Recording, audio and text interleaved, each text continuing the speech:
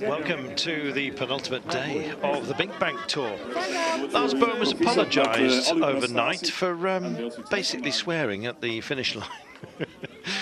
Peter Sagan hasn't said sorry to anybody, and he needn't. It's a real tight margin between this pair overall, just a couple of seconds, but Lars Bohm it is that wears the green leader's jersey. Underneath those rainbow stripes and indeed the rain gear of Peter Sagan, he's actually in the blue points jersey, and Alligator has all bar secured the Primus points, the green and black jersey. So what about today then here on this race that hovers, indeed bounces between the Netherlands and indeed Belgium? We're back in Belgium today and a long day.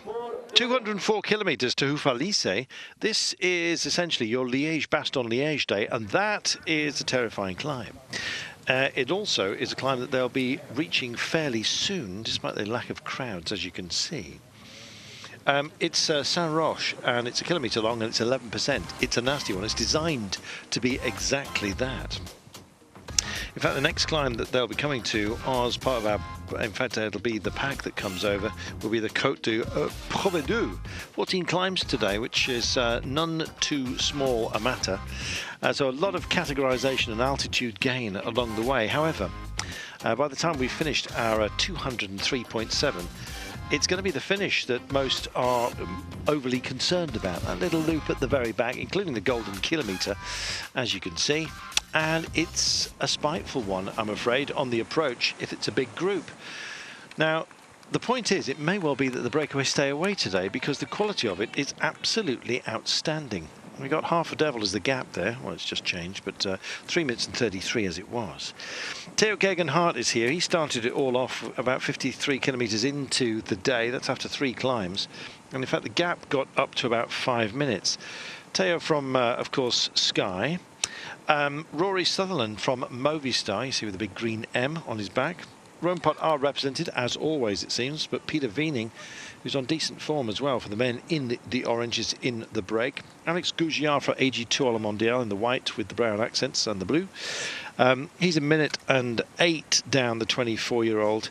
Dylan van Baal is here, one of the pre-race favourites, former winner of the Tour of Britain in the green of Cannondale Drapac. He's a minute and 23 down. And Tony Martin, the big engine room of the break, and given occasionally to taking these kind of days himself, provided he stays on the bike, of course, and indeed avoids the motorcycles and the cars. Well, they were all having to avoid what was turned out to be a bit of a mobile chicane in the form of Tony Martin. Thankfully, he's all right. When he lets go or when he gets injured, it's always spectacular, Brian Smith, for some strange reason.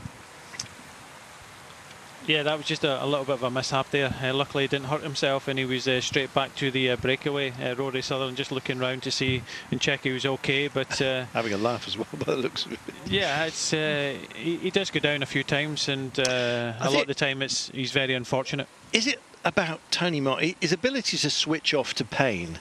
Does he switch off to much else? Is it just a lack of concentration on occasion with him? Well, all I knew that was he crashed. I didn't know how he crashed, so you know we'll have to kind of wait and see in that. You could say that about anything, Brian. Yeah, but I didn't. You don't know how the moon landing was put together either, but no, anyway, I was, yeah, 60. Exactly. We could assume that's your job. 63.5. I don't like assuming. I give facts. All right, stick to the facts. 63.4 kilometres to go.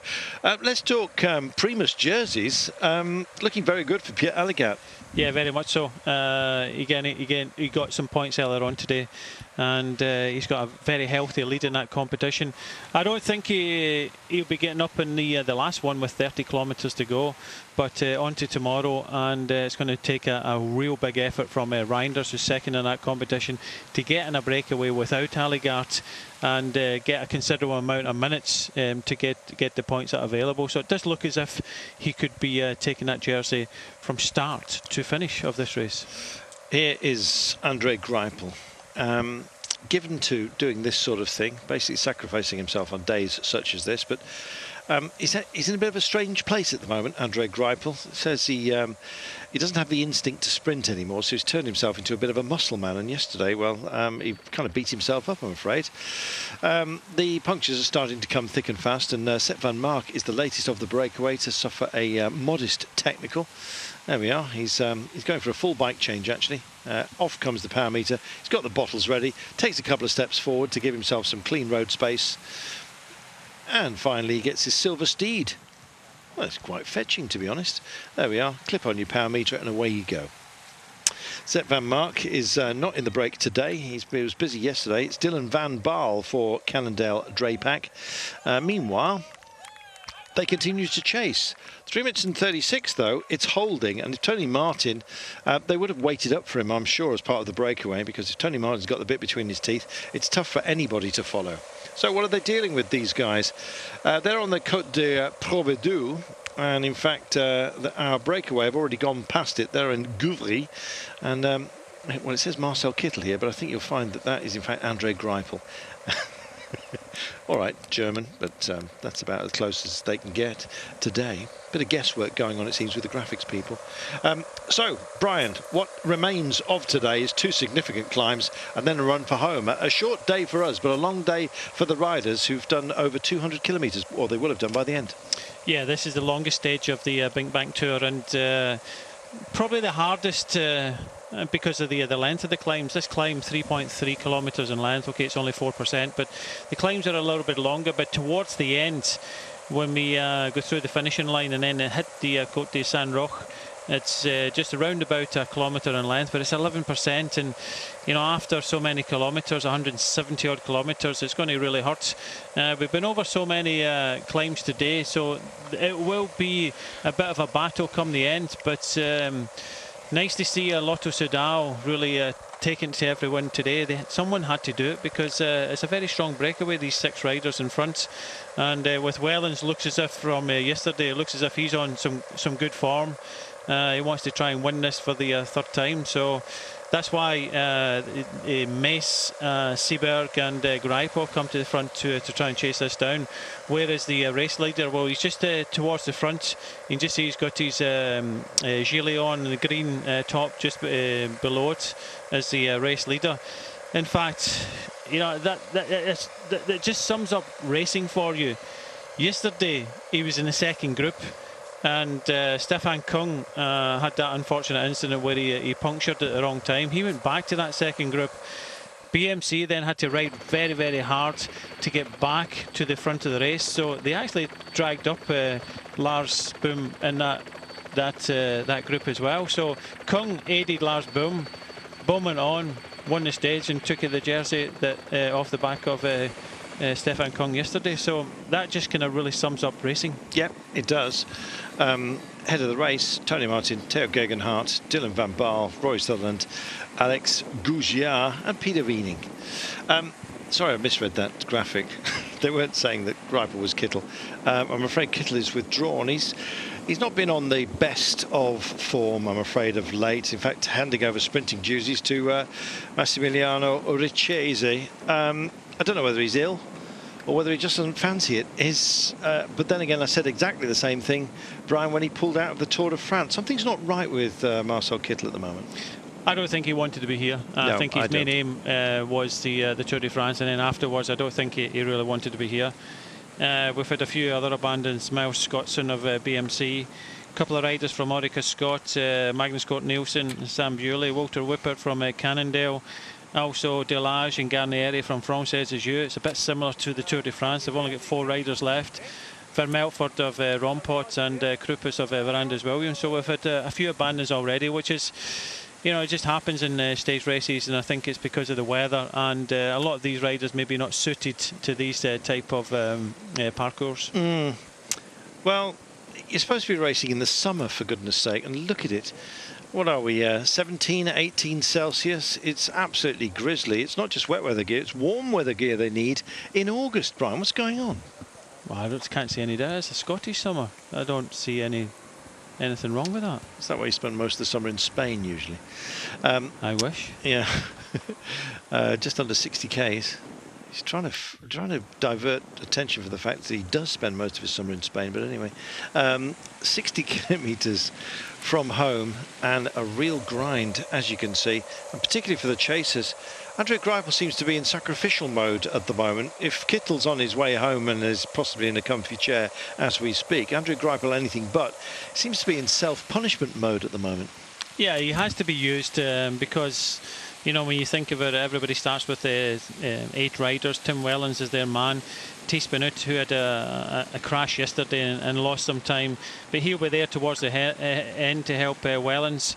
Nicholas Mace is there, Seberg and Greipel, but Van den Dert, De Boost, maybe a little bit towards the end, but certainly Van den Dert and Benoot, they are keeping them a little bit off the pace, purely because they'll use them to look after Wellens a little bit later on. I know it's a long way out, Brian, but I think this break's got a fantastic chance today. Yeah, it went over just over 5 minutes, 5 minutes and 10 seconds for the maximum advantage. And looking at the breakaway, it's quality riders and strong riders at that. When you think of Tony Martin, you know, 4 times world time trial champion, 5 stages in the Tour, Theo Geoghegan-Hart, he's been riding strongly, the 22-year-old from the UK. Dylan Van Baar, one of the favourites, winner of a Tour of Britain in 2014, 4th in Flanders this year. Rory Sutherland, okay, he had a nice day off yesterday, but he had a soft landing, and he's a strong domestic rider for Movistar.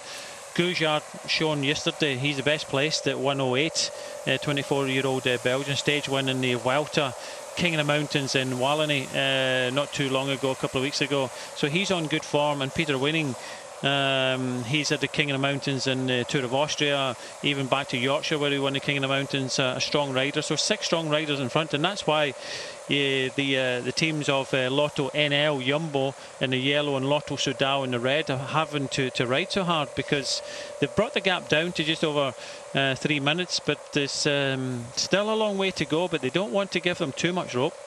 No, they don't. And at the moment, 3 minutes and 12 may well be exactly that. As you can see, the time's sort of ebbing and flowing between 3:10 and 3:20. So they're holding their own out front, and you can kind of feel that the way they're working, they could actually be in delivery mode. Andre Greipel is doing the lion's share of the work. He called for a little bit of help. Bram Tankink came up for Lotto Jumbo in the yellow and black, working, of course, for Lars Bohm, who now leads this race. Has apologised, by the way, for his celebrations yesterday. There he is, the hint of the leader's green jersey peeping out from underneath his wet gear. Body warmers to the fore here. 58.6 kilometres remaining of today, and that gap's just extending back out again towards that 3 minutes and 20 mark where it seems to be holding. Lars Bohm, it was a cathartic moment when he crossed the line, and clearly there's been a lot of questions asked of him by cycle journalists. That's what they have to do, quite frankly. You know, they follow people up and they also follow them all the way down, and those who've been up don't like being followed all the way down, and I think it was partially as a reaction to that. There's plenty of spectacles actually steaming up at the moment. There is product that you can get to keep it clear, but Lars Bohm looks like he's riding blind at the moment. Some going open-eyed, as it were, unprotected. But there's a lot of spray out there, and that's one way of actually getting yourself ill, bizarrely. You don't just have to ingest it, you can actually blink in the nastiness as well. So, yeah, you take your chances where you can get them. Taking his chance yesterday was Bohm. He did a super job. He kind of mugged the field, really, and as you said, he played a clever tactical game, almost at the expense of Kung. Yeah, he did. He apologised overnight. I think it was just, you know, the adrenaline was high, and you know, he'd waited so long for the a celebration. You mean? Yeah. It was 2 years ago in the Tour of Denmark, again on a rainy day, that he took his last. You know, pro win, and it was just, I think, a bit of an elation, and I think he'd also been told that his chances of riding the Tour of Spain for his team was very slim. So there was maybe a kind of mixed emotion there. He said afterwards that it wasn't because of that fact. He regretted what he did yesterday. You don't like to see that in cycling, but it's just, you know, the adrenaline. He went on the attack. He was in the second group. He comes to the front group. he's in there at the end. He attacks, he wins, and he's not won for a while. And he's that sort of. It's just the emotions running high. He got fined as well. 1,000 Swiss francs. That's not a small amount of money, is it? No, when you consider Mark Cavendish in the Roman day a few years ago for something very similar, he gets fined 6,000 Swiss francs, and then the day afterwards his team withdrew him from the race. But yeah, you don't like to see that, but it's just emotions running high. There we are. So it was a modest amount compared to that Mark Cavendish had to stump up. They probably thought he got the money. If you're watching Mark, no offence. I wonder what Mark's up to. I hope the shoulder's good, mate. 56.1 Ks from home. And indeed, 3 minutes and 9. I still think there's some power left in this group, and it's not all over by a long way. Now, they've got 2 climbs. One of them is hugely significant still to come. The Côte de Saint Roch is 1 kilometre long, and it's 11%, and it will eat some of these guys. Yeah, it will do. If you can remember 2 years ago, Carlton, in 2015, when we covered this race, who won it 2 years ago? Tim Wellens. And what was the weather like? It was raining. So very similar to today. He attacked and he soloed in. I think it was just about just under 50 seconds he soloed in. And that day he took the leader's white jersey. So this is the reason why, okay, Lotto Soudal don't have the race leads, but they do have a rider very capable of doing what he did a couple of years ago, and that's why they're riding so hard on the front. Lotto Jumbo in the yellow have got the race lead, and they have to contribute because you know, there's a few riders in this front group that are very dangerous. Tony Martin at 126, Dylan Van Baar at 123, and Alexis Gouchard of AG2R at 108, the best placed. So they have to ride on the front, but Lotto Soudal really putting a lot of confidence in Tim Wellens today. I thought Nicky Terpstra was going to do something special yesterday. Didn't quite happen for him, I'm afraid, but here's the man who wears number 1. And it's a shortened team. I think that was a half-filled gel that just went in and smacked his DS on the cheek. He did apologise. Look at the weather, and indeed they're starting to roost a tail at the moment off the back wheels.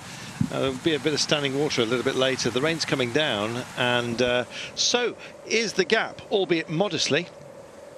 Reverse camera here that's picking up an awful lot of spray, as you can see. We'll take a break. These guys would like one, but at the moment they're in it and hoping for glory. Welcome back. Just over 50 kilometres remaining today. It's turned into a bit of a grind. It was fast early on. It's slowed down the pace, but the pace being set by the peloton at the moment is not being matched by the break. And in fact, they've lost, what, 30 seconds in reasonably short order, Brian. There's some motivated riders back here, and they're showing their hand. There is. It really depends on the 6 riders in front of Tony Martin, Theo Gegenhardt, Dylan Van Baar, Rory Sutherland, Alexis Gouchard and Pera winning. It's if they're saving something. They did have a maximum advantage of just over 5 minutes.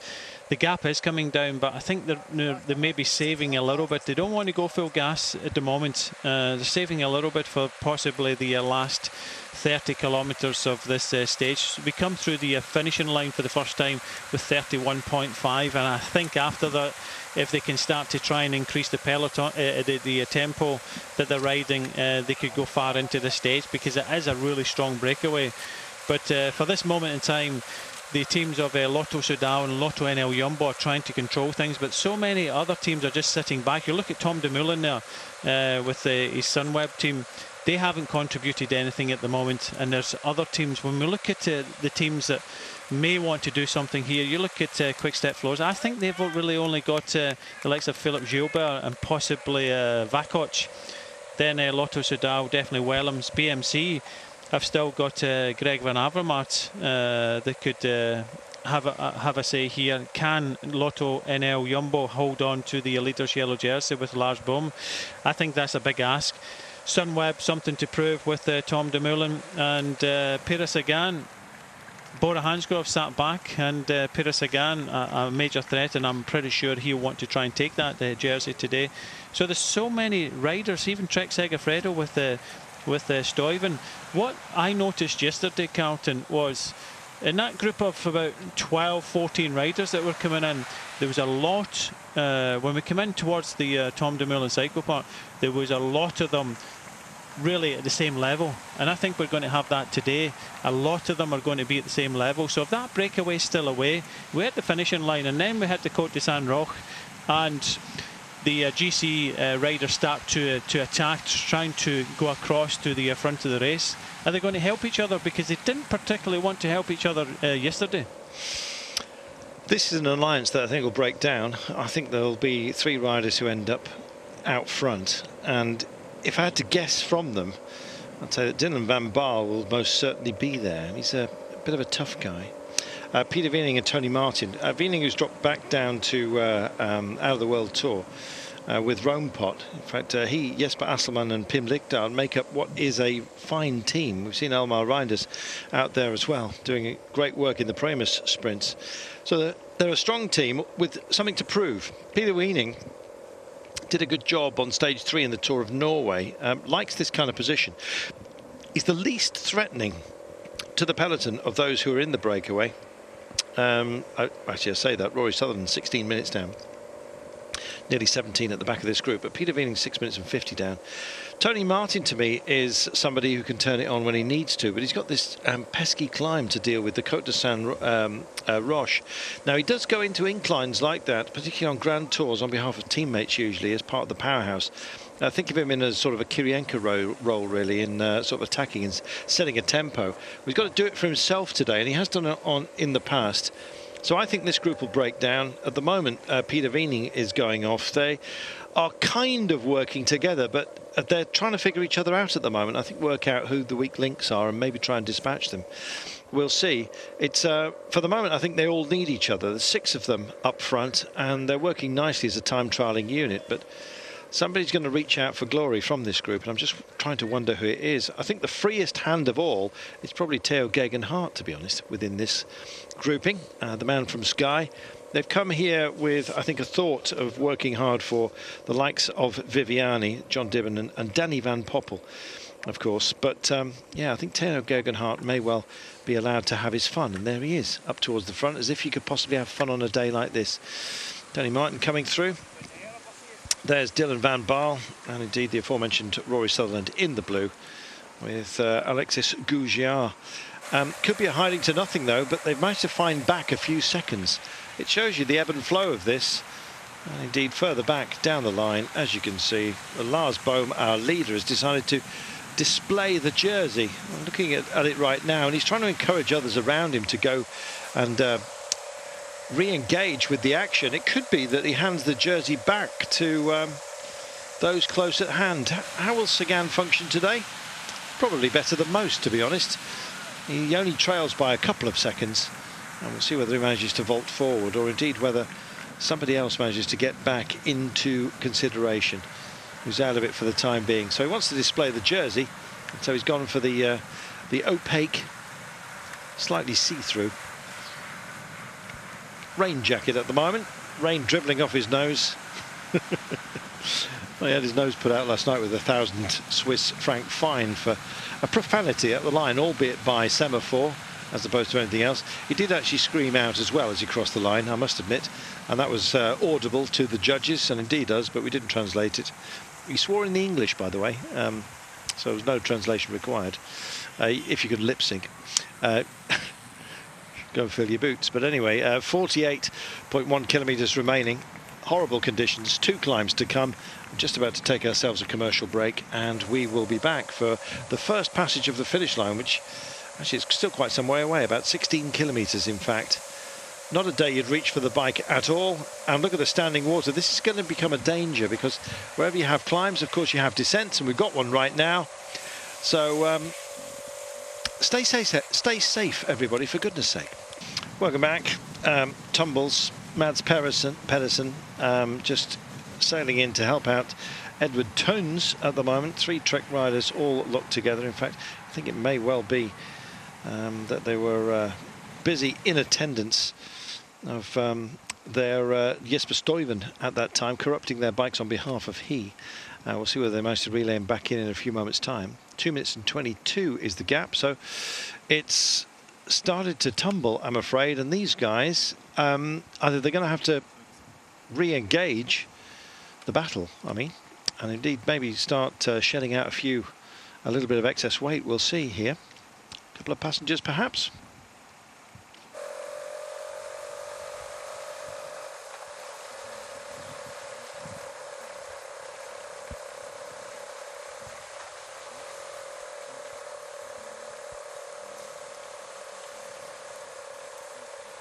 Well, just as we suspected, sketchy on the descent. Jesper Stuyven takes a tumble. A couple of teammates locked with him.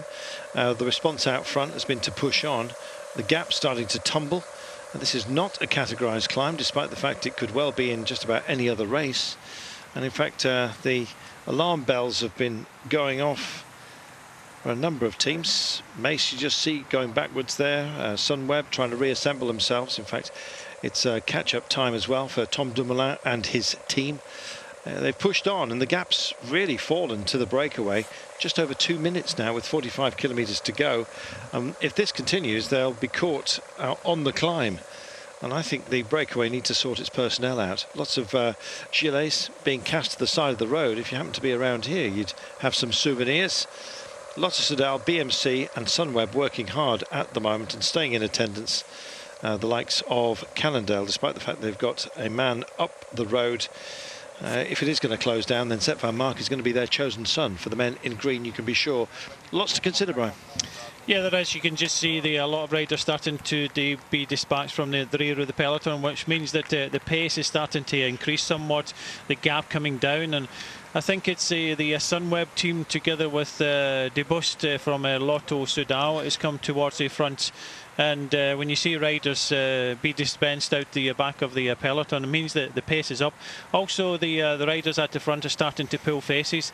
They know that this group of 6 riders is a strong group, and they don't want to give it any rope whatsoever. So the pressure is on, but also the pressure is on to try and hurt the rest of the riders and hurt the rest of the domestics. This looks very much like this could come down, especially on the San Roch. It could actually come down to, man against man, GC leader against GC leader, and we're set for a nice finale here. When you look at the finish lines that we've had so far, yesterday it was all about the principals.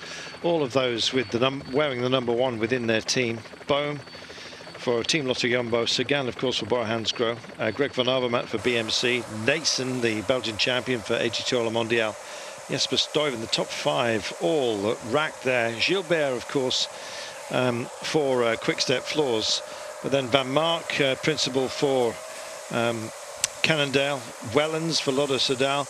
They were all there, and I think you're absolutely right, they will be again. The camera's struggling to adjust to the light here with the flare, as you can see, as they come out from the little arboreal tunnels. Less than 2 minutes now, and Sunweb, they mean business, and I think this is Tom Dumoulin setting his stall out.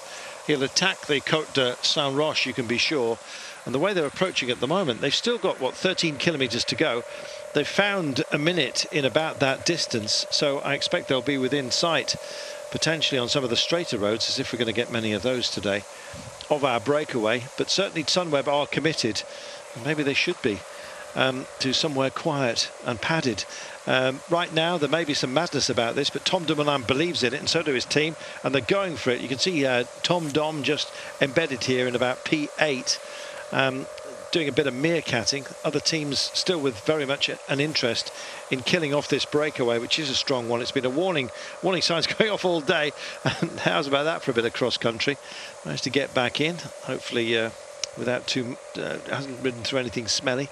He's back with us. Peter Sagan hovering as well, and I think Sagan, he's not going to be overly troubled by the Côte de Saint-Roch. It's a kilometre in length and 11%, but he's got a lot of retrieval time after it's dealt with. In fact, it peaks out with still over 30 kilometres to go, and Sagan can get back in for that. Here's that little shoulder nudge. Everyone wants the best line through the corners, even on a narrow road, Brian, and occasionally you have a choice of going down or getting out. Yeah, that was just one of the BMC riders and just going off the road. But there's no point waiting. If you've got team members that when the race gets to the San Roque are going to get dropped, then you may as well use them up now. Bring the gap down while you've still got some teammates left, because it is setting itself up that we are going to see some attacks, some GC attacks on the climb after the finishing line. So there's a waste of time actually just having your teammates sat there just to get dropped in that climb. So that's why they've come to the front. They're going to be used.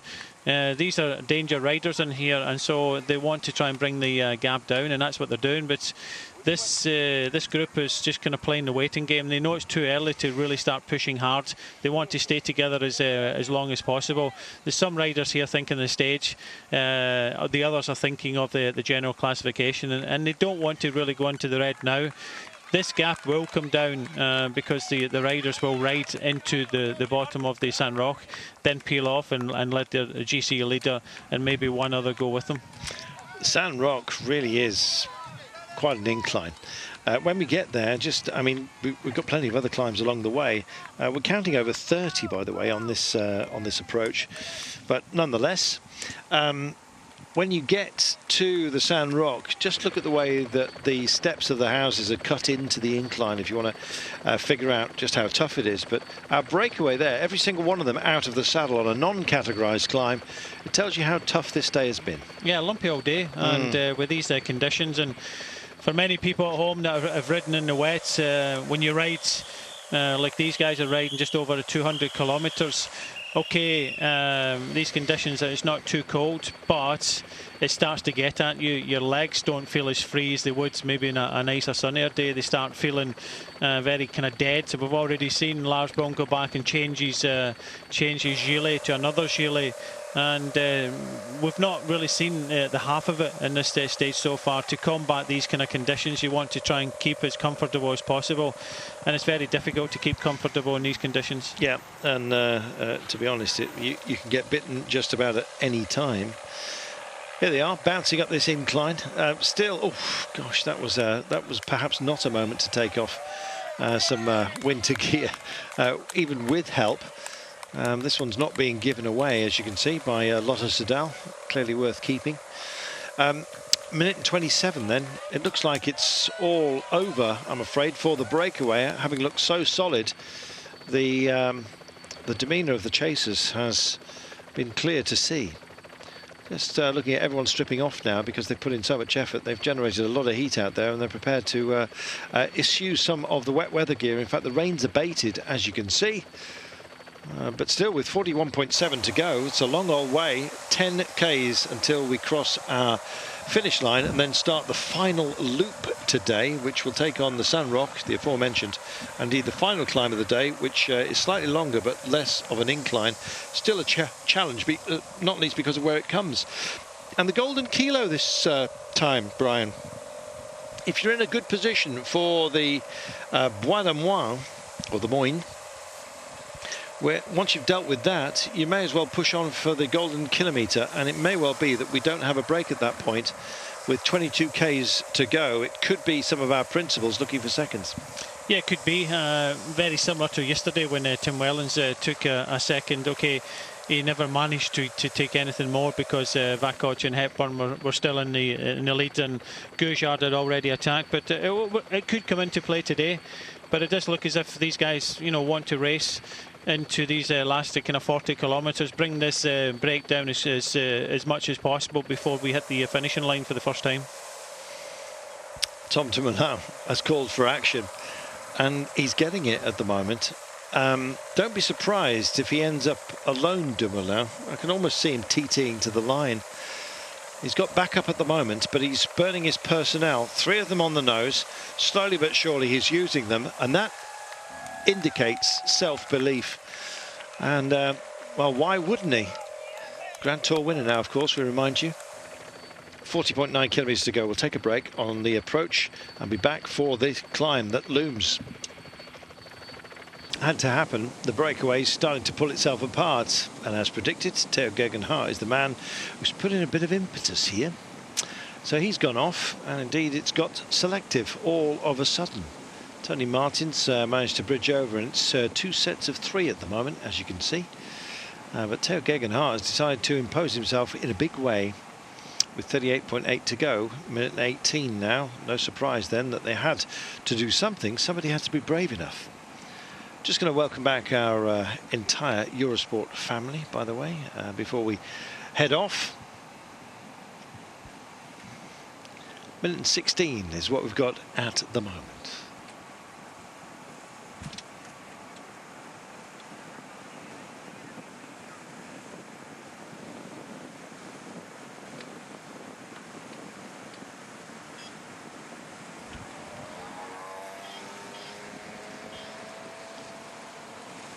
Things getting lively in the breakaway. Theo Gegenhardt just pushing on.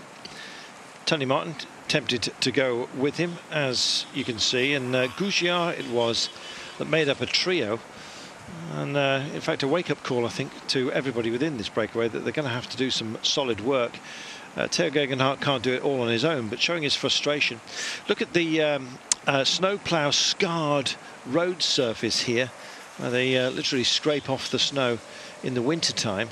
In fact, what happens then is that the scar marks, I'm afraid, absorb water, which then freezes, and it causes road fracturing. So it's not pleasant to ride on because you get tram-lined, and as you can see, the snowplow has actually gone a bit too deep on occasion. There we are. They're calling out the vehicles despite the fact it's only 1 minute and 16, and that shows really that Race Direction believe they're going to get caught, and so on a relatively straight section of road you may as well call out those vehicles, Brian. Yeah, the breakaway need to push on now because the gap is coming down, and unfortunately in the breakaway there's only 6 of them, and the peloton is somewhat more, and they can use their teammates, and that's what Tom Dumoulin is doing. He's using his teammates. Just look as if he wants to try and do something on the Côte de Saint-Roch, which is coming up after we hit the finishing line. In fact, the finishing line, so at the finishing line we hit the Côte de Saint-Roch, so it's going to be an interesting one now that Sunweb are starting to dance on the front of this field. Who's your pick for today? Yes, come back to me on that one. No, you should know instinctively. Okay, who's your pick? Gilbert. Okay, good pick. You thought I was going to say nothing there, didn't you? Yes, I'd love to see Phil Gill do it. He's 29 seconds down. I think he'll push on after the second climb. Go for a long one. He was so sprightly in the springtime. I wouldn't be surprised if he starts to make a bid for it. Wout van Aert you're looking at right now. And one of those who've found himself on the back end of things on this day. You can't dominate all the time, and so you have to pick your moment. And right now, picking his moment as has been Tom Dumoulin, who's decided to ask for a little bit of assistance. This is Jempi Drucker, who's got himself a puncture. He'll be dealing with that. Meanwhile, it's bad time to get it because the pace is, as you can see, slightly frenetic. Despite the extra push out front, it's now 1 minute and 23, so they found a bit of time. It got down to 1 minute and 12, so they're re-engaged, if you like, out front with the battle. And Lars Bohm just getting himself up towards the front, working it. It looks like we've had a stray vehicle there that's been sent over to the side of the road. Very well marshalled, incidentally, this event. Who's your pick today, then? Yeah, I think turn the clocks back 2 years. Tim Wellens won it in 2015 in similar conditions. I think the team have ridden well today for him, and I think he'll have to try and deliver. I really do think that there's so many riders at a very similar level, and it's going to take someone to with maybe a little bit of experience attacking at the right time, because if you look at yesterday, Van Mark probably attacked at the wrong time because he had to really slow get into that sharp right hand corner, and Lars Boom took advantage afterwards. So I think I'm going to go with Tim Wellens again today. Why not? There's plenty of choice, and in fact both of us have ignored Peter Sagan for today. He's done so much work, and in fact he's in a bit of a moody at the moment. He's always he's always giving out to those who are afraid of him and don't want to take him to the line. But it's almost a mark of respect, I think, that he needs to realise that riders are so afraid of him, they don't quite know how to handle him. He's a dangerous. It's like picking up a sticky ball. You can't get rid of him, quite frankly. The problem with Peter Sagan is he's that good. Yeah, and, exactly. It's very difficult to ride with him, and you could see it yesterday. He was trying to cover everything. What Peter Sagan does need is he needs someone to help him in these situations, and I think that's why he needs another Daniel Ross is. Yeah, exactly. You replace yourself. It's the same with any team. It's the same with Chris Froome. You try and replace yourself with riders similar to you. Riders. The best Tour de France team is people that are capable of winning the Tour de France. And it's the same here, people that are capable of winning stages like this. So the situation now is Peter Sagan, I think, would be looking for, and I think that's where Daniel Ross, coming from BMC, is going to obviously help him in races like this, because when he was in his own, he was chasing riders down all the way in. It's interesting, the cars are being called out of the gap, but they're stopping to service on the way through.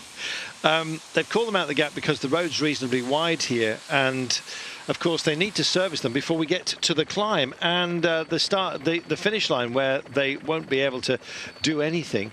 And so the race direction has actually called them out, the vehicles that is, between the gap, despite the fact it's not under a minute. It's a little bit over than that, fatter than that. But the way it's been going, it can chop and change. Change doing a decent amount of work. Trek worked so hard yesterday. Indeed, they're, as you can see, they're nodding, which suggests more pedal pushing than pulling at the moment. Slight imbalance, but nonetheless, it may look ungainly, but reasonably effective. And here come Cannondale, marking it out. Clearly, Dylan van Baarle is not their chosen son. He's a minute 23 down. He's in the break, but Sepp van Mark is still within range at 36 seconds off the pace, and indeed Van Baarle is there, being guided up into position rather well. Bora, of course, also doing some of the hard work. Their aquamarine helmets on display, and Peter Sagan in the blue jersey embedded within this group. Ever a danger. Here we go then. So, live your dream, it says. Let's see who's going to have a dream, indeed who's going to have a nightmare. On this one, we go over the start-finish line, and then we almost immediately take on the Col de Saint-Roch.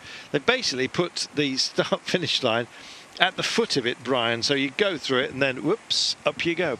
Yeah, in previous occasions we've done a couple of laps of it. Most of the riders will know it, otherwise they've looked at the videos from 2015. This is the run into the finishing town. This is pretty much the the last flat area before we start heading up to the lumpy parts of this course. But we're starting to see a lot of the teams starting to bring their GC contender up to the front now. Wow, they all want a piece of this. What a day, it's so busy. They've already completed over 170 kilometres. On the cards today, 204 to Houffalize.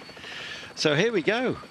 Through the woodlands, watch out for, you get deer and wild boar here. Even this far north you get wild boar. I'm always surprised at that. Here we are then. It's our start-finish line, essentially, as part of our loop. We do the Saint-Roch, then we have a Primus checkpoint, and then we do the Bois de Moi, and then we come back into Houffalize. There it is, with the mobile home, or indeed static caravan site down there as well. You can rent them. They're rather lovely. Incredibly warm. I don't know what they do as well for the insulation, but there's nothing quite like listening to the rain beat down on the roof and just hear utter silence apart from that, basically because the kids are fast asleep, or maybe you can't hear them. It's just great. You reach for a beer and you think, you know what, life's all right, especially if you're watching Eurosport, you're home cycling. That was a long promo. Here we go then, Brian. It's our start-finish. And as you can see, the crowds are not exactly packing the gunnels at the moment. And no surprise there. They're watching in the CAFs. Yeah, they will do. And they'll jump out and watch the race go by. It's slightly uphill, so it kind of drags up to the finishing line. And then we hit the Col de Saint-Roch. They still have about a minute's advantage, but a lot of the riders anticipating some action this time up. There you saw that nasty turn, and in fact a chicane straight off the back of it at the 300-metre mark. We passed by Dave's sausage shop, which I can tell you is well worth a visit. 200 metres then, and you can see the road still snakes. This is no easy task, and I can imagine Gilbert and Sagan duking it out with Greg van Avermaet there to spoil the fun as well.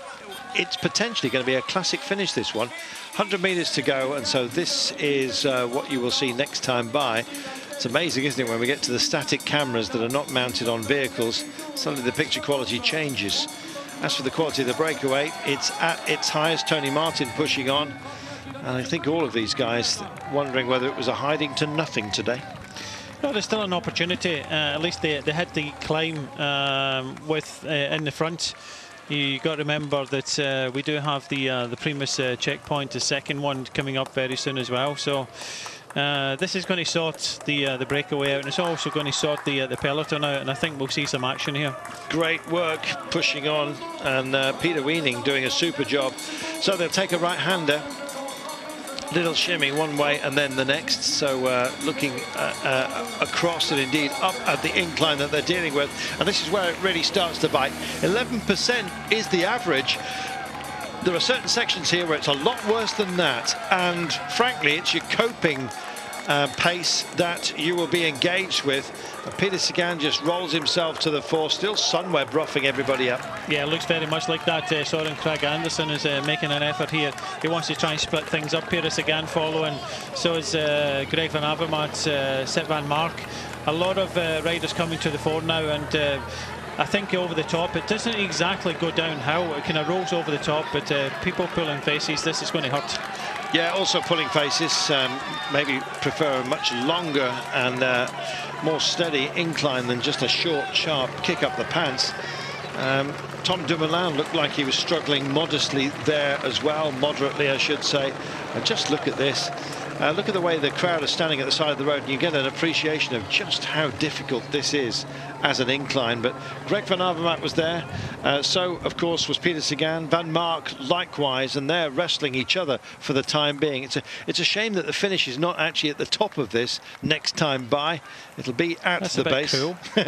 Well, I'd like to see it, but Masses Bodnar going backwards, plenty of other quality as well within this group, because Netsov also just getting fried.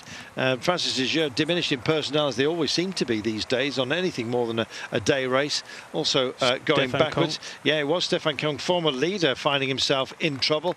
So he's not going to be getting back and into the leader's jersey. And still they go, this trio out front. Theo Geoghegan-Hart doing a fantastic job with Peter Weening of Roompot, and indeed Rory Sutherland as well. They are the brave, and here come the brutes catching up with Tony Martin right now, as his efforts for the day come to a close. He may well go again tomorrow on the Flanders Styley stage to Gerardsbergen, which will draw this great BinckBank Tour to a close. Formerly the Eneco, of course, and it was supposed to be the tour of the Low Countries, including Luxembourg, Netherlands and Belgium. It's now shared between Belgium and the Netherlands, and it's had various incarnations, but the BinckBank is the latest title of it, but it doesn't take away from what is a spectacular event. And here they go. Michael Valgren can't help himself for Astana. Thijs Benoot, though, it is at the moment with his nose in the wind. And just look, Dumoulin has indeed rescued himself, as it were. No teammates left. Dumoulin will have to do it all on his own, but he's got to that point in the race where it's possible. Yeah, Gilbert struggling as well now. And yeah, it's a big effort by Thijs Benoot. Thijs Benoot is really, opening up the throttle at the front of this group, and a lot of riders starting to really struggle. Gaps starting to appear everywhere. Yep, and Tony Martin just ebbing his way back through the pack, as you saw. Peter Sagan stays there, still looks lively, and in fact the last three of the breakaway, Theo Geoghegan-Hart has a look over his shoulder, Peter Weening likewise, and I think they might just push on for the last few metres of breakaway glory. Here we are. This is the chase with the Dumoulin group, I think it's fair to call it now, and some remnants from the break. Gosh, it really sorted them out, Brian. This field has got gaps all over the place. Exactly. Tom Dumoulin is, in fact, in the front group now. The second grouping includes Lars Bohm, the race leader. So it's splitting up quite considerably over the top of this climb. And it doesn't actually descend very quickly off here. So it's going to be interesting. And I think this race is going to blow up all over the place. And it's going to be man against man. Peter Sagan looks strong. He's in the front group. Theo Gegenhardt, Peter Winning have been brought back now, but it seems down to Lotto Soudal in the red, want to keep the pressure on, and that's Thies Benoot thinking of Tim Wellens. 29.6 kilometres to go. Another climb coming up, and we'll be with it in 5 kilometres time. There's a Primus checkpoint that they've just rolled through, by the way, of no great concern at all, because that jersey is virtually on the shoulders of Piet Alligaert, who did so much good work in the early Primus sprints. There's a couple more tomorrow, don't forget, on the grand finale. But yet again, we've got a high-quality breakaway on your screens right now, and I can't wait to see of which of these guys, because I believe the winner today will come from this group. Tom Dumoulin looks like he's struggling. Peter Sagan, well, it's hard to read him at a moment such as this. In fact, there are others regathering, as you can see, to be part of. Welcome back. Gegenhardt just can't help himself at the moment. He's pushed on again, and he's drawing a response, as you can see. Sunweb are doing a great job of marking out at the moment, but it's the Belgian champion who wants to have a little bit of fun, and so Ollie Naesen has found himself in a privileged position out front. Again, the final climb that we've got is not any great trouble to a trio such as this, Brian, and it's a danger, and everyone needs to mark them out. The trouble is, Lars Bohm has made it back across to the front of the race, but I don't think he's got any teammates with him. And I don't think many riders have got many teammates. A bit similar to yesterday, Carlton, where we've got a group of riders without many teammates. And it does look as if the team of Lotto Soudal has got 2 riders there with Wellens and Benoot is having to do all the work. Set by marks being lent on as well, as you can see. And indeed, Theo Gegenhardt has been allowed to go right now.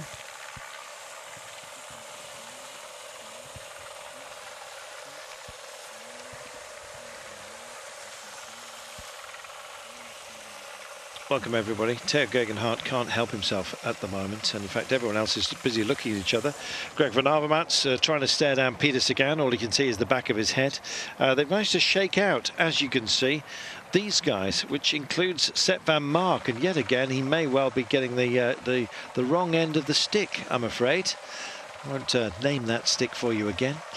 Meanwhile, they're rolling with the punches, and with 26.6 kilometres of the day remaining, there's a lot of checking going on to see who's been shaken out and still on board here, Brian. But the situation is who's going to do the riding. That's what's happening. That's what they're asking. You've got Søren Kragh Andersen there with Dumoulin, so they can afford to use up Søren Kragh Andersen, but Søren Kragh Andersen is only 54 seconds down. So what we've got is we seem to have a group about maybe 15, 16 riders in front, but with very few teammates, and they're all kind of looking at each other. Very similar to what we had yesterday.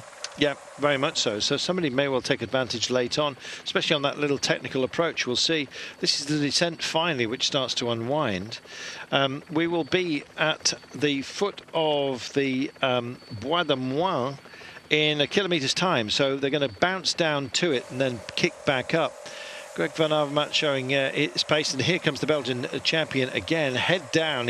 He's a very exciting rider, Ollie Naesen, and on this race, whenever he does decide to go, it looks like he lights up the afterburners.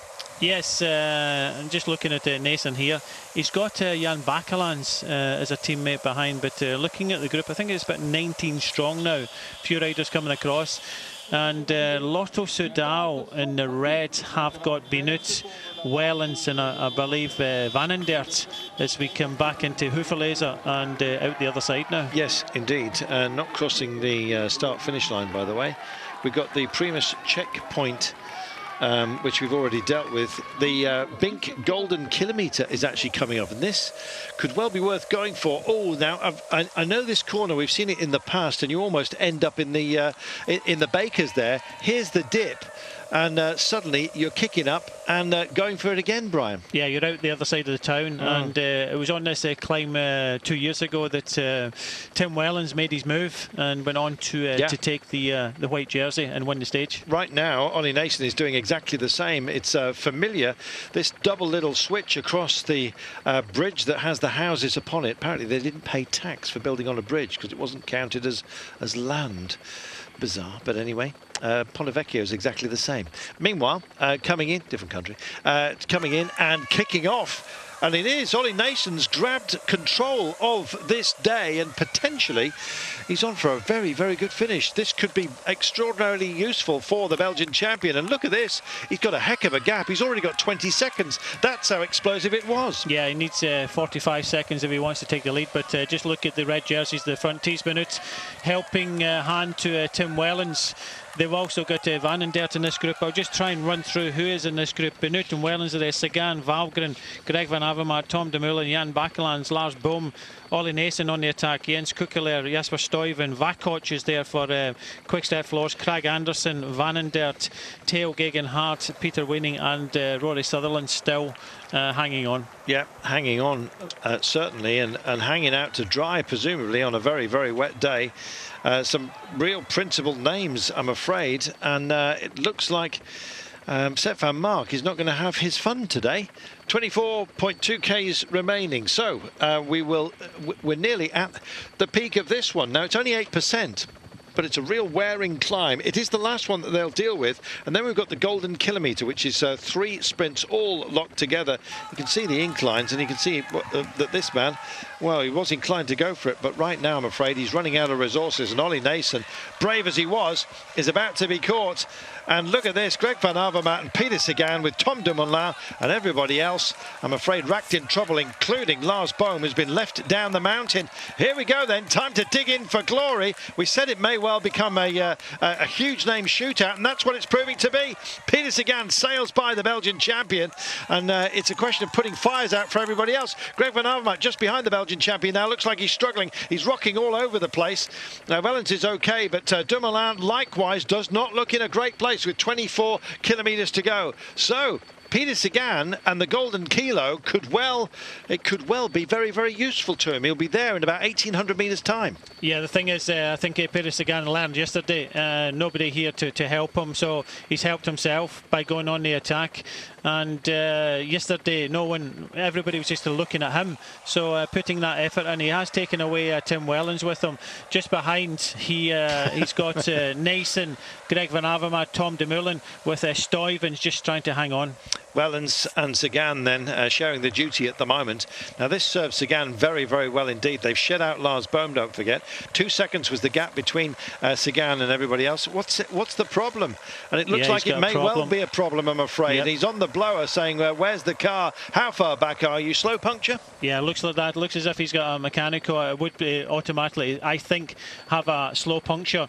And because the race is split up all over the place, very difficult to get the team car up, and I'm afraid Sagan may have to use a neutral. Yeah, that's it may well be. But the thing is, he's not putting his hand up, so the race referees will not know that he's got any problem. He's waiting for his car, and there's 2 cars here, but it's going to be very difficult to get the car up. Yeah, well, the car's off the climb. They're not allowed up this thin incline, so they'll wait the other side and presumably get a whole new bike. That's the easiest thing to change if they have it ready for him. 23 kilometres. There he is. He's just almost caught out in that corner there. Sorry, Carlton, but he almost came to grief in that corner. So it does look as if he's got a puncture waiting for his car as we pan out now. Very difficult to think that Peter Sagan will be back in this front end of this race now. Yeah, it's afraid so, and it's played into the hands of Wellens, who's away at 22.6 Ks from home. He's 500 metres from the Golden Kilo, and it looks like he's going to head through all of it himself. He could get greedy here.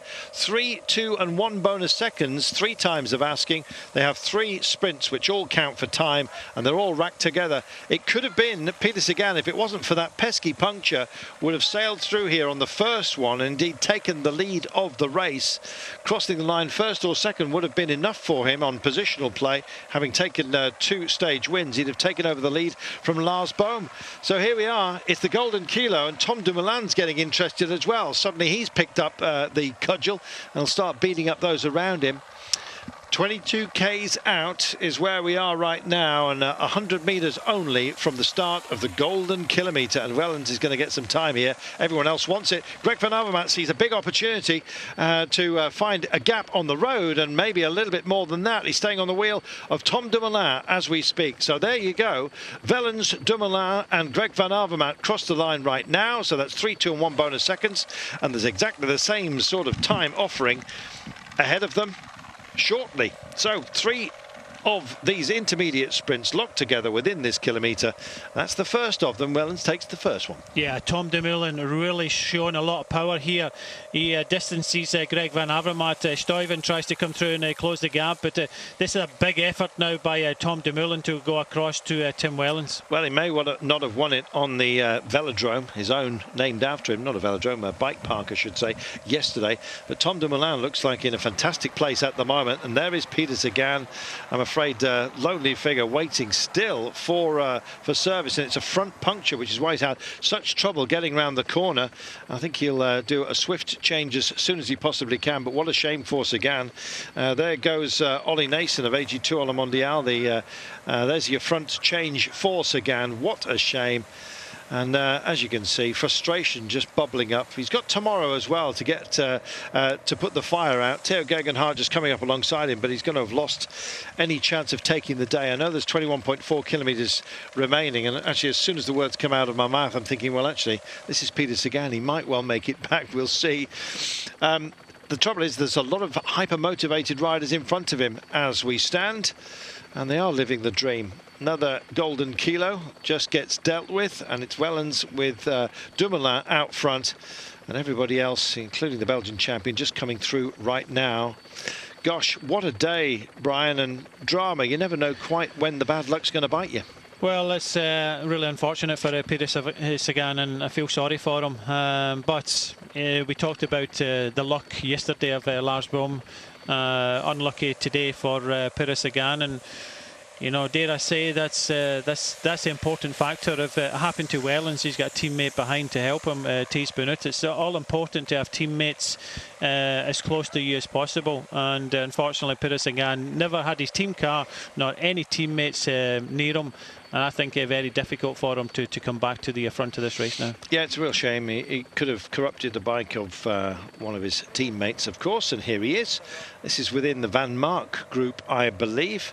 Still a principal group, but guess what? They're all leading on Peter Sagan. As you would. You can see Van den Dert just getting swept up there, but Peter Sagan will want to try and limit his losses, but I don't think he's going to get much help. No.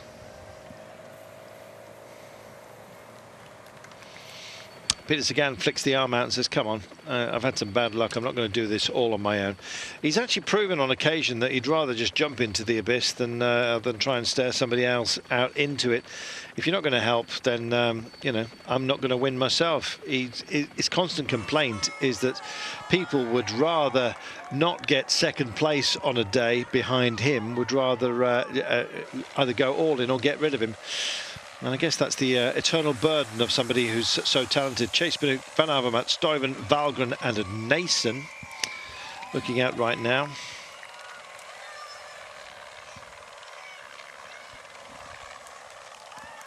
"17 seconds only, it's a modest margin." Well, here we are. This is the third group, however, 1:17 down. It's not a happy place to be. The Sagan group, there he is. Well, from a man who goes from a leading position to also ran, but there's still just under 20 Ks remaining. It depends how motivated these guys are, and they're all looking at each other like, stop following me, you do a job. Van Mark looks lively. Well, I think here, with the fact that Tom Dumoulin and Tim Wellens are in the front, and then we've got a group of Benoot, Stuyven, Greg Van Avermaet, Nason and Valgren, which means that Quick Step are out of this, so it's in Quick Step's interest in Gilbert. I know Vakoc is somewhere roundabout, but it's in Gilbert's interest to ride with Sagan. Also, Van Mark needs to ride with Sagan. So there's a lot of riders that need to ride with Sagan. and try and limit the losses here. Yeah, there is, but they're not prepared to take on that duty, I'm afraid.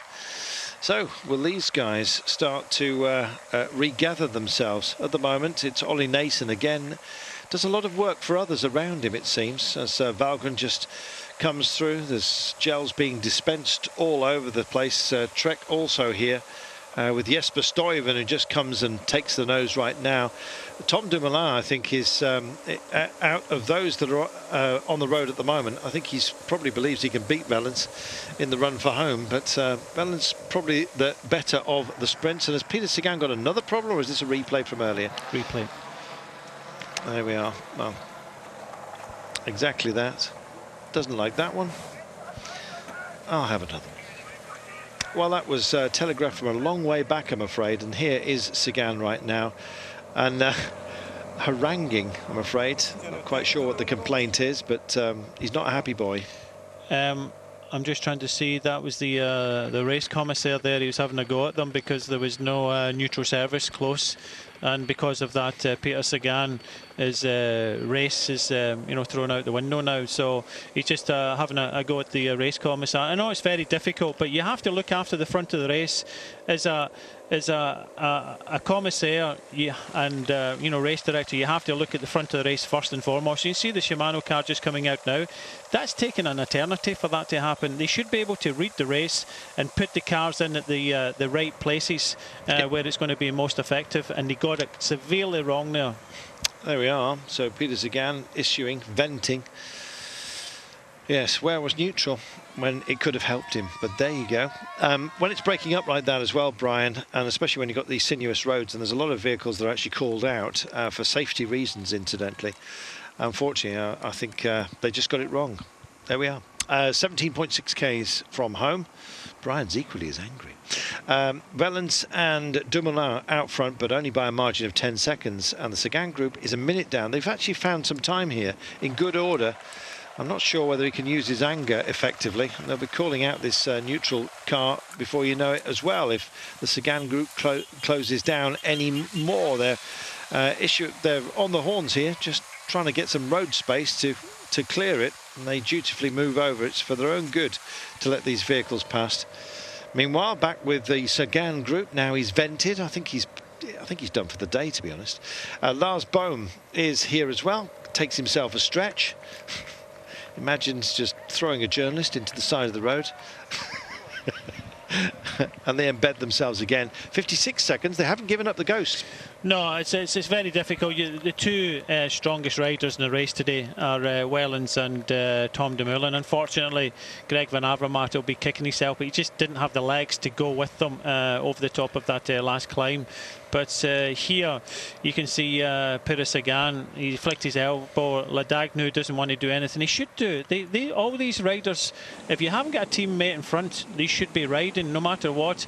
I'm just sorry that Sagan is not, maybe, okay, he might not have been here, but definitely in the group behind, which would have added a little bit more interest. But with Lotto Soudal's tactics, using Andre Greipel today to good effect, they're now in a very good position, because even if these 5 riders of Benoit, Stuyven, Greg Van Avermaet, Nason and Valgren come back to the 2 in front of Dumoulin and Wellens, which I think it will be very difficult to do. Thijs Benoit is just sitting there nicely on the back, recovering, and could steal the stage win. But I do think that Tom Dumoulin and Wellens are the strongest. They've shown that they'll stay away towards the finish. It really depends in Group 3 now. If Sagan gets a little help, does a bit of riding, then he could still be in the bike race. You've got to remember, he started the day in only 2 seconds down. A lot of other riders round about him were down on him. So if he cuts this back to maybe about 30 seconds, then tomorrow's another day. It is. Maybe it's in his mind. He does have a propensity just to chuck out the toys, though, I'm afraid. Sepp van Mark is a disappointment today. He's within the Sagan group, and he's not doing as much work as he is capable of doing, I'm afraid. And as Brian was saying, I don't know why they're not working more with Peter Sagan. I know it's a danger. Sort of shake hands, count your fingers, as you were.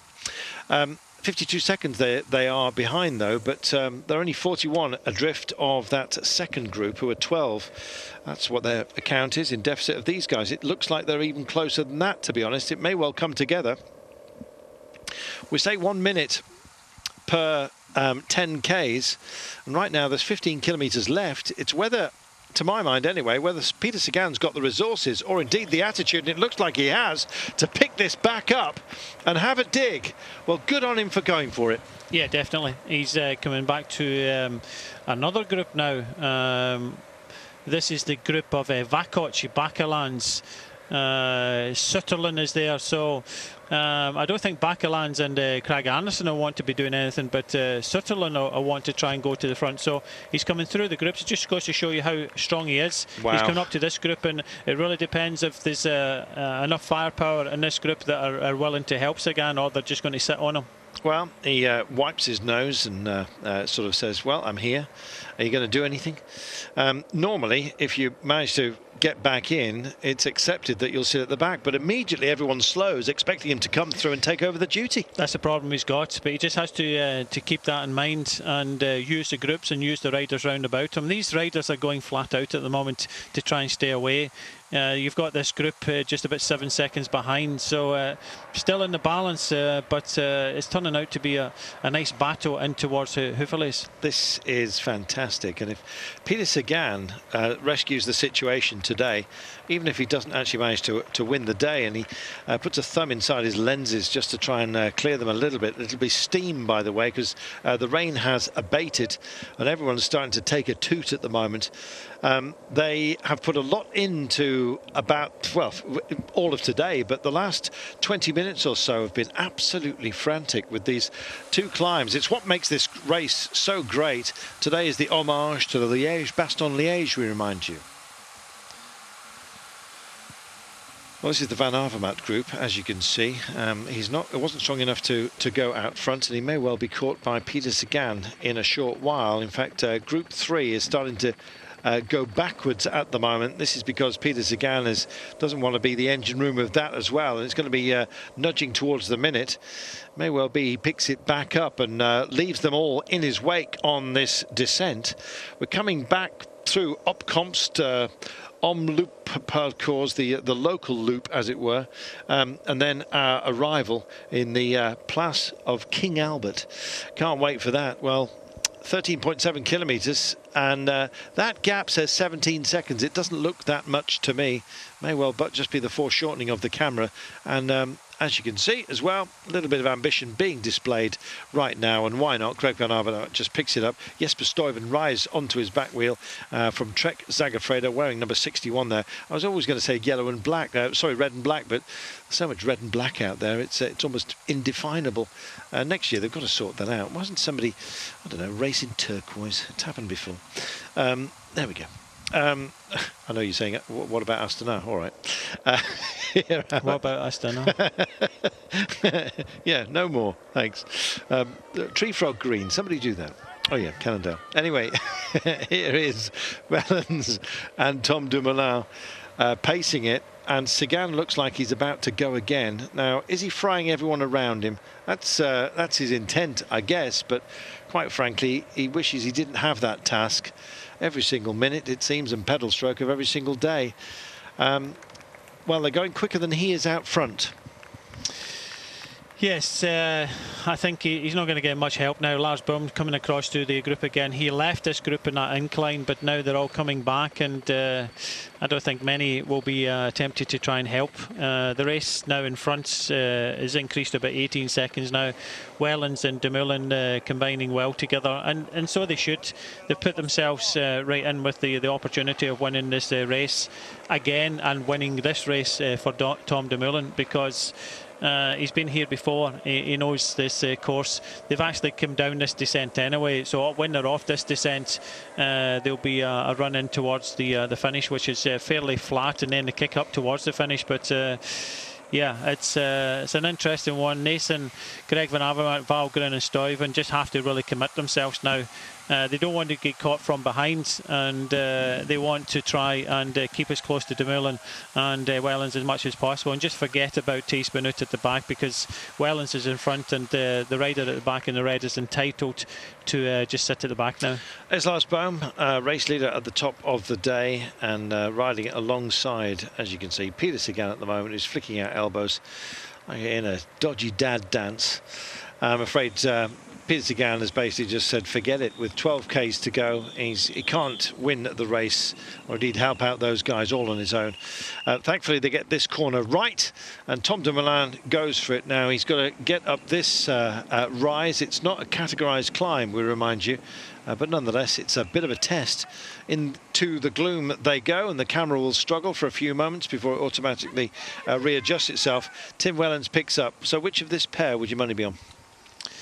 It's going to be a close one between both of them. I think Wellens has been here before when he won it, and I think purely on what I'm seeing at the moment, they're going to ride as hard as they can into that finish, and it's going to be 50-50. Both of them look as strong as each other, but I think I have to go with my original thought of Tim Wellens.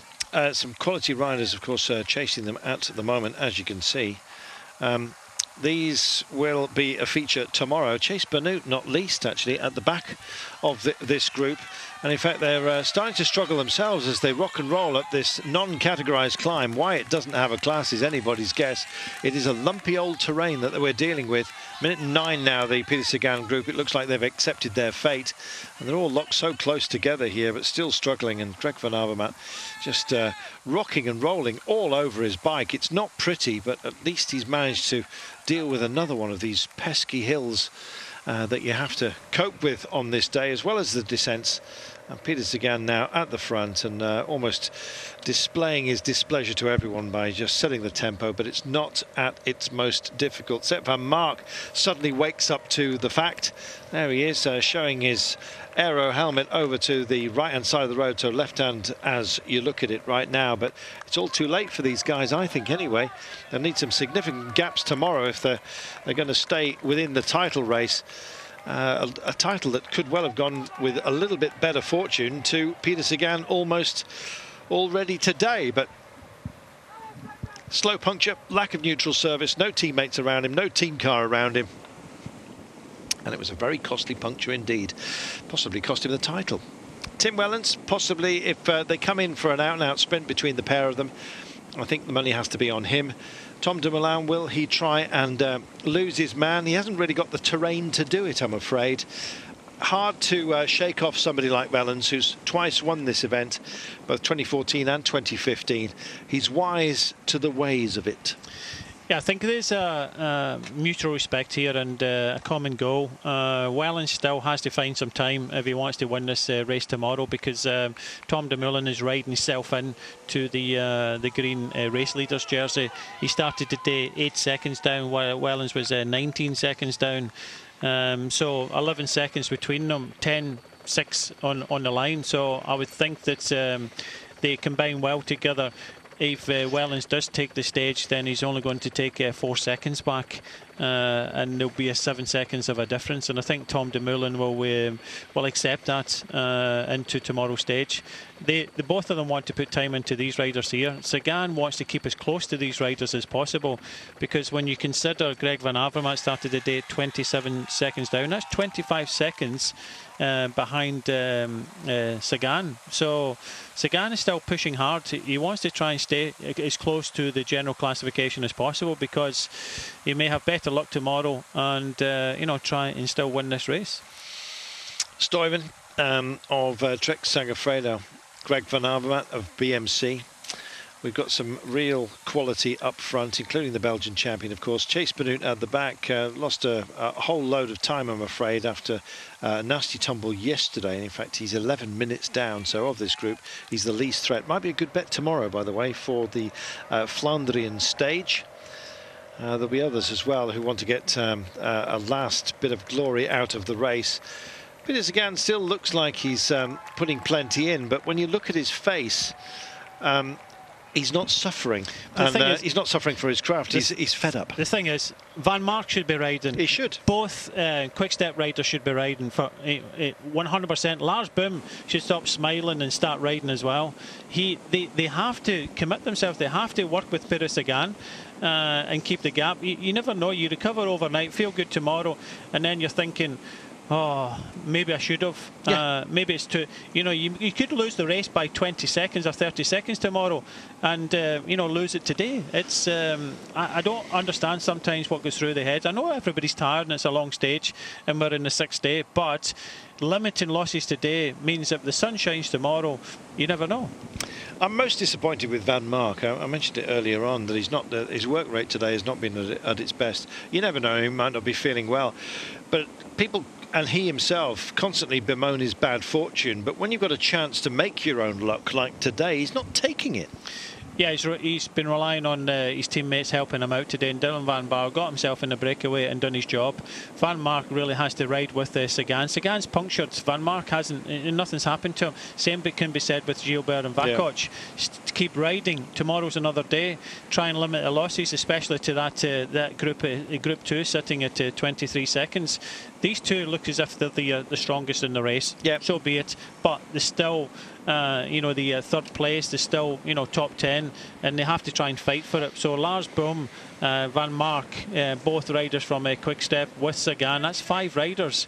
They can possibly get a lot nearer to that Group 2. Yeah, need to get on with it, and they're not doing it, I'm afraid. These guys are, and all credit to them. Valence and Tom Dumoulin out front at the moment. 7 kilometres to go. They've got a margin of 25 seconds now, just extending ever so slightly. In fact, the clock bouncing as we see. Minute 28 back to the Van Mark Sagan et al. Group that we've been chastening, or indeed berating, let's put it that way, with some justification. They've got a great opportunity, I'm afraid, which has crumbled within their hands. And these guys, well, I think Greg Van Avermaet deserves a little bit of credit. He's clearly been suffering today. I think he's really... I think he's worked very, very hard to stay within this group, and all credit to him for actually just getting on with the task.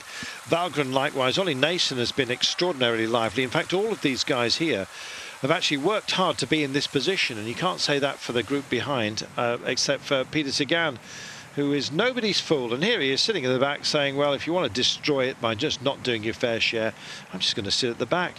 To hell with it. He has a way with him, like an artist making a wigwam and setting fire to it with his brushes. Peter Sagan, there you go. He's not happy at all. I think that thumbs up was rather sarcastic. Yeah, you can understand that. Yeah. But even in this group now, when you look at it, Lars Boom, Peter Sagan, Jasser Sutterlin, Philip Gilbert, Peter Vakoc, Jens Kukelaer, Sepp Van Mark all need to commit themselves to riding at the front. Nobody did. Sagan's kind of losing a little bit, and really not happy, and so he shouldn't be. He shouldn't be happy. A lot of races get this right. A lot of races get this wrong. They even add extra bikes to be able to do that, and it's just a matter of there's 3 cars, but it's putting the cars in the right place at the right time. You put them at the point end when the race is breaking up. You need the 2 cars in front of the race. There's 2 in neutral service cars, and they were nowhere to be seen. In particular on some of the technical areas where you don't allow the cars up, they have to take an alternative route because the roads are just too narrow. It's a danger to the riders. That's where you need to have neutral service, even if it's neutral service of somebody standing at the side of the road, having got there on a motorcycle with the spare wheels. But nonetheless, the horns are working hard here as they warn everybody that they're coming through. It's a bit frantic today, I'm afraid, in this sketchy weather. But you know what? They're desperate to get up, because if they get a puncture, then their race is over as well. That's why it's important as a sports director, when you're in that car, you're waiting to move up. You want to move up as quickly as possible. And the commissaires are saying, no, no, no.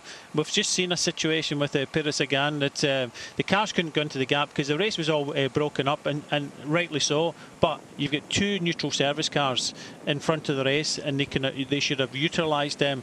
And 1 car should have been with the the race leader, and that was Lars Boom. And Lars Boom was in the group behind with Sagan, and still not, there was no car there at all. Well, we'll park that for now and just pay credit to these guys because they timed it absolutely perfectly. I know they haven't suffered in terms of mechanicals, but they've made their own fortune today, and quite rightly so. This is a very brave push by both of these riders, and there you are. That's the 4 kilometres to go marker, despite the fact it says 4.1 on your screens right now. And the pair of them, either one of them, deserve victory today. It's been a brave ride. Yeah, it was Wellens attacked on the same climb he attacked 2 years ago, went on to win in a solo breakaway, but he's got Tom Dumoulin. Both of them are match strong enough. The outcome of the stage still undecided. Wellens, Dumoulin, it's really who's got the strongest legs in the end. It does go slightly uphill. You still have this group at 23 seconds behind, so they can't hang about. So they're combining well together because they don't want any of these riders to be near them. They'll fight out the finish, and again, it's going to come down to who's got the legs in the end. These are the chasers then. Just to remind you, Tom Dumoulin is only 8 seconds down overall, so even if he only gets the 6 seconds bonus, the gaps as they stand at the moment, he's our virtual leader. 6 seconds bonus for finishing second. If he does so behind Wellens, he may well win it. In fact, we'll find out in 3.3 kilometres time. It looks like this day is now set in stone. It's hard to catch 2 motivated riders, especially of this quality. One of them is going to win it today. Yep, they definitely are. 3 kilometres to go, but we still have a push from behind from the other riders of Stuyven, Greg van Avermaet, Ollie Naesen and Michael Valgren. Benoot is the passenger in that group, and if these two stay away, Benoot will want to try and take the bonuses away from anybody else. But strong performance yet again by Tim Wellens in the front, and equally strong to come across to him is Tom Dumoulin at the back. Just a pity Greg van Avermaet couldn't hold the wheel at the crucial time of Tom Dumoulin. Eventually lost the wheel and is now having to chase all the way into the finish now. Here we are then. These are indeed our chasers. Good to see that Greg I still think that Greg looks not at his best today, which means that the efforts he's put in are all the more impressive. We'll find out when he gets to the end. But as far as these boys are concerned, absolutely fantastic. The way that Tom Dumoulin used his team as well, he burnt them at exactly the right moment.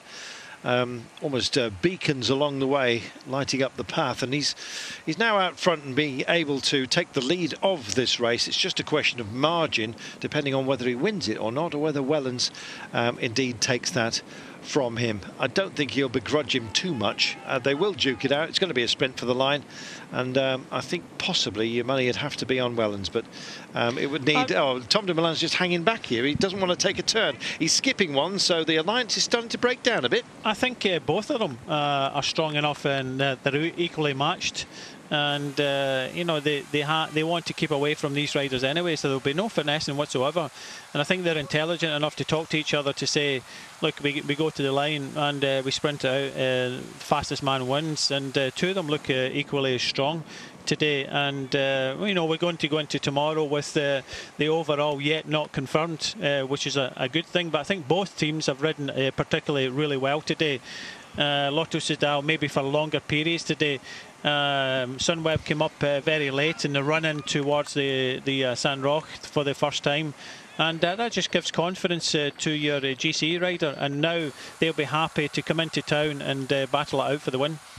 1,300 metres, in fact, the Flamme Rouge within sight of the duo up front. Reasonably technical entry into town. The last 300 metres is actually quite nasty, but anyway, with two of them, they've got plenty of road space to play with, so don't worry too much about them. They may well cat and mouse. In fact, it's already started with Tom Dumoulin refusing to come through and take his turn ahead of Wellens, who's now very aware that he's on his back wheel at the moment. Just takes a slightly wider line momentarily there. Boxing in out these guys as well. There's bonus seconds up for grabs. They could well be useful. Greg van Avermaet's 27 seconds down.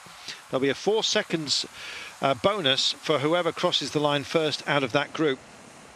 Tom Dumoulin puts it up and indeed adds an injection of power It's in both their interest not to throw this away by going cat and mousey too early, and Wellens comes in the inside, forces Tom Dumoulin through to the cobbled central raised section, which looks possibly more dangerous than it actually is. But they get through rather tidily, and we've got this little chicane to deal with right now. The helicopter here, and they're keeping their bikes as upright as they possibly can. I think this is by arrangement. We lose sight of them momentarily. So they go through almost together side by side, and then Wellens picks it up for the incline, and it is a drag up to the line. Tom Dumoulin stays in position for the time being. Is he going to come round his man? Here we are. I think he's possibly thinking about it. They're beating the hoardings. Tom Dumoulin starts to show his face, has a think about it, thinks better of it, and then is he going to go for it? Tries to get it on the back wheel of Wellens, who holds the line for the time being and indeed takes the day. Taking the lead overall, though, is Tom Dumoulin, who seems to cuss below, out of sight of everybody. Van Avermaet trying to dig deep here, but it looks like Stuyven's going to come round him, I'm afraid, to take it, is he? They hold each other at bay just for the time being. Van Avermaet still fighting back. Stuyven takes it just ahead of Van Avermaet. Great work, and Thijs Benoot it was that just came in with Valgren crossing the line right now. Well, there it is, your day's winner. They worked hard for him. Andre Greipel was in sacrificial mode out there. He did a super job, along with a whole raft of riders from Lotto Soudal, likewise Sunweb. Two teams that combined beautifully to deliver their principles, and both teams got something out of it. One, a stage win, and indeed will be battling for the title tomorrow, and the other, the leader's jersey, which will be on the back, of course, of Tom Dumoulin for tomorrow as we head for Gerardsbergen and the Flandrian style stage in Belgium. Good day today. Yeah, good day out for Tim Wellens and Tom Dumoulin. Handshakes all round. Good hard day's racing, and Tim Wellens does it again in Hufvudstaden. In 2015 he came here. Unfortunately, he doesn't take the leader's jersey, but there's tomorrow there's going to be a battle, and only a matter of seconds between them. When we look at the overall, there'll be 7 seconds between Wellens and Tom Dumoulin in the fight for the general classification. Well, Sepp van Mark picks it up and tries to bury himself on this run in, but I'm afraid it's a hollow position that they're playing for right now. And Peter Sagan crosses the line now, and this is where his cussing and grumbling will begin. I hope you're not standing anywhere near when he dismounts, because it may well be that he starts throwing things. We shall see. Well, there's some riders out there who need to ask some questions of themselves. No questions to be asked of Sagan, but he'll be asking plenty about support, neutral service and the like, which seems to have put paid to his title hopes here today. We'll see what happens tomorrow on the run to Gerardsbergen. There's still some narrow gaps out there, Brian. We've still got a race. Yeah, 7 seconds between Dumoulin and Wellens, and should only be a matter of about 30-40 seconds to the rest. There we are, 17 seconds on the day to Stuyven, Van Avermaet and Thijs Benoot. Clock resetting itself with Valgren, Nason and 20 seconds back. Pollitt and Van Mark coming home in that group that frankly could have done a little bit more work today. Hard for, well, easy for us to say, you might say, after 200 kilometres in these conditions. Brian, you have every right to offer up criticism on a day such as this, with your deep experience as a director sportif. What will the conversations around the dinner tables be for those who found themselves in that Sagan group? Just how critical can management be with one day to go? Well, yeah, the quicker you can deal with the problem, the easier it is to go out the other side. And I think Peter Sagan will be really unhappy about what happened, but punctures are part of bike racing. But it's having a neutral service car there, and we all know what happens in some of the other races where they use motorbikes. Someone's there in hand. There was nobody there at all to help us again. I think that's what he's worried about. Whether he'd be with the Wellens and Dumoulin at the end is another factor. But I think he's out the overall. Okay, he's won 2 stages, and he'll look at securing the points jersey. But he's very unhappy, and management will deal with this. And I think he'll be back to his best again tomorrow. look forward to it, and hope we have your company for that as well. Here is your new leader, Tom Dumoulin, by rights. Brave he was. Tim Wellens only 4 seconds in arrears. He's won it twice before, he could do it again. Greg van Avermaet 46 seconds down, still under a minute. Jesper Stuyven.